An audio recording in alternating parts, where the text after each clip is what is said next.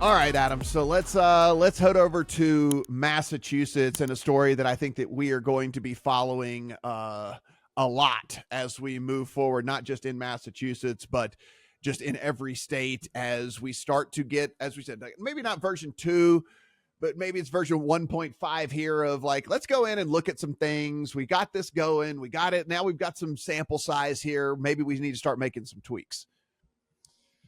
So you and I did, I think, one of the more rational discussions of limiting that has been done a couple of podcasts ago because of the news in Massachusetts that 9 out of the 10 licensees in Massachusetts had ducked out of a public discussion on limiting that the Massachusetts Gaming Commission was inviting all of its operators to. The only operator who showed up was Bally, and Bally wasn't even live in the state.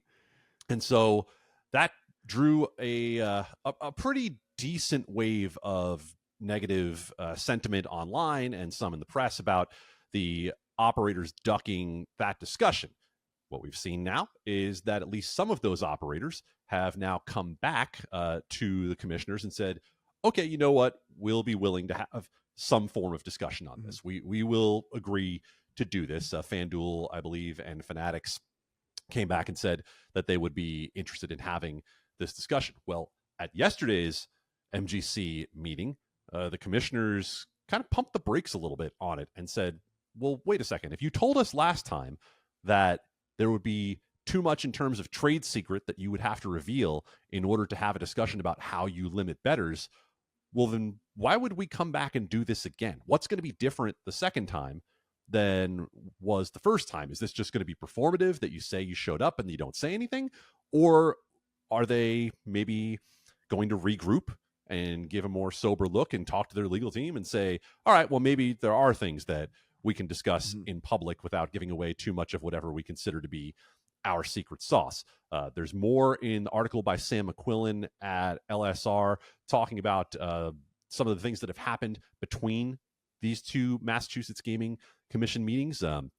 There was apparently some discussion that one of the guests they had to represent the betting public had said some things that they did not like on a podcast between here and there. Again, I'll let you take a closer look at the article to find out more about that. But Matt, it just goes to show overall that there is no easy solution to this discussion. We talked all about it on our last podcast, that you can talk about, yes, bettors should be able to know what they can get down. You can talk about these are private companies and they have the freedom to run their business the way they see fit to make sure they are taking the business they want and not taking the business that they don't. And regulators are going to find themselves, at least in this situation, potentially in the middle, trying to figure out, is there some sort of action that we could take? We know that the operators would not be very fond of anything along those lines.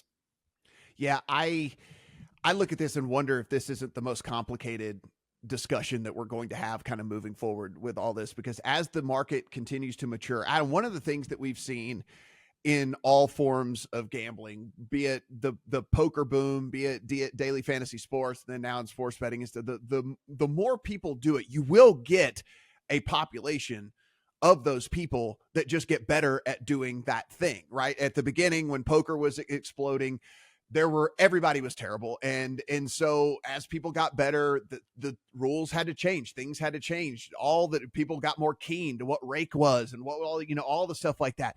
Same deal with DFS. DFS came out. Everyone didn't care. Everyone was just playing. And then they got rake sensitive. And then they got, oh, wow, these guys are like really, really good. These are power users. These guys are putting in thousands of lineups. How do I ever beat that?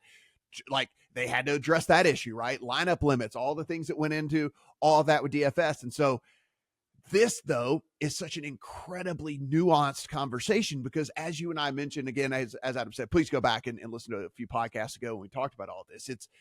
There's actually no right answer to this, right? I mean, like, there's no right answer. It's, yes, people should be able to get down bets. If you're going to offer bets to people and you'll take all the losers that you want in the whole wide world, then definitely you should be able to take the winners should be able to get down too. But at the same time, these are for-profit businesses. There's no right for me or you to be able to exploit something that we think is, able for us to go in and make a killing on ourselves. So it's just It's a very, very delicate conversation that I am sitting here going, I don't envy anyone involved in any of this because there is no right answer. Like we could come with a very sane, rational viewpoint for both sides. And I think both people could listen to us talk and say, oh yeah, I believe that. Or on the other side, oh yeah, that sounds right to me as well.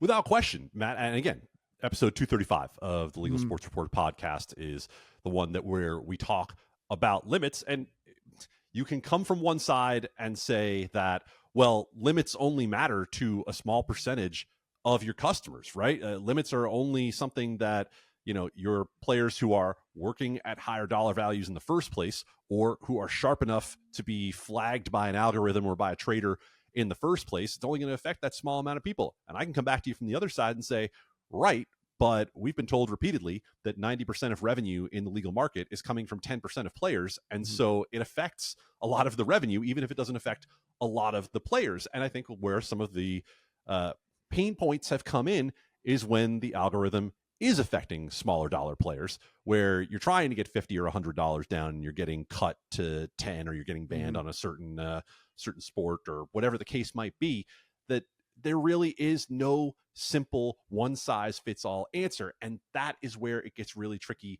when we talk about regulating this, when we talk about regulators getting involved in this. That's an issue, because this is the same discussion with different clothing on when we talk about federal regulation of sports betting in the first place. This is why there is such reticence for the federal government to get involved in terms of regulating the sports betting industry, because they're going to have to paint it with such a broad brush that it's likely not going to take in a lot of the nuance of the discussion that those who have been involved in the industry on both sides of the counter have been dealing with for years. And there ends up being a lot of unintended consequence when it comes to that as well. So it'll be interesting to see if there is this discussion in Massachusetts, what the sports books are willing to discuss. And then also, what are the commissioners going to ask of them? Part of what they said in terms of going back and considering if they want to do this roundtable a second time is that they wanted to take a look at what has been done with limiting and regulation in other countries. Again, anytime we want to actually use the experience of looking at other countries who have been doing this longer than we have, I think it is a very good idea to at least consider that information, especially when we start talking about advertising and regulation. And really, we can even look at the UK and stake limiting that has happened there and say, you might want to just at least have the information about what has been done in other places before you begin the discussion of what you might do here. That's just a reminder here, Adam. We're sitting here in June. We are a mere, let's call it 45 days away from what I can only assume will be kind of the revving up of the football season advertising spends for all of these books. And so we'll be curious to see, do we start seeing Fanatics? Do we start seeing, some of these other actual real pushes in the advertising realm? Do we see more Bet365 as opposed to just kind of the stuff where it's around a kind of event-based stuff what you see with Bet365? So it's going to be interesting as we head into that. We'll talk about that the closer whenever we get there.